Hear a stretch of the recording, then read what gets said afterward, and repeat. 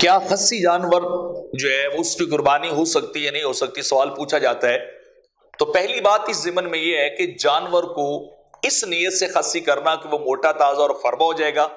اور اس کی قربانی جو ہے وہ کی جائے گی، اس کا گوشت اچھا ہوگا، تو پھر تو وہ جائز ہے۔ لیکن اس نیت سے ہٹ کر کسی اور غرض سے، کسی اور منفعت یا وجہ سے جانور کو جو خصی کیا جاتا ہے تو وہ درست جو ہے وہ نہیں ہے۔ جانور کو خصی نہیں کرنا چاہیے،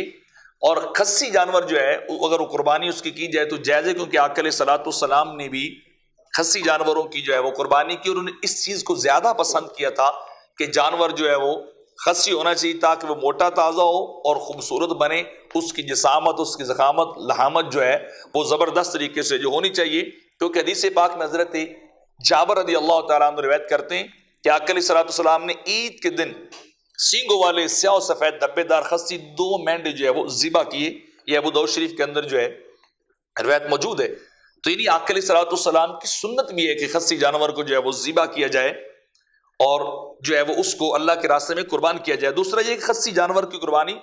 افضل اس وجہ سے ہے کہ وہ زیادہ موٹا تازہ ہوگا، وہ زیادہ جو ہے جفتی کے عمل سے بچا ہوا ہوگا، اور قربانی کا مقصد جو ہے وہ حاصل جو ہے وہ ہو جائے گا۔ اسی طرح فتاوی شامی کے اندر ہے جاز خصال البہائم وقید بالمنفعۃ الا فحرام، کہ جانور کو جو ہے وہ خصی کیا جا سکتا ہے اور اگر کسی منفعت کی وجہ سے ہو، اور وہ منفعت ہے کہ ہم نے قربانی کرنی، الا فحرام، ورنہ اگر کوئی مقصد نہ ہو تو پھر ان کو خصی کرنا حرام ہے۔ اور اسی طرح فتاوی ہند والخصی افضل من الفحل لانه اطيب لحما كذا في المحيط، عالمگیری کے اندر بھی یہ ہے کہ خصی جانور کا ذبح کرنا زیادہ بہتر ہے دوسرے کی نسبت۔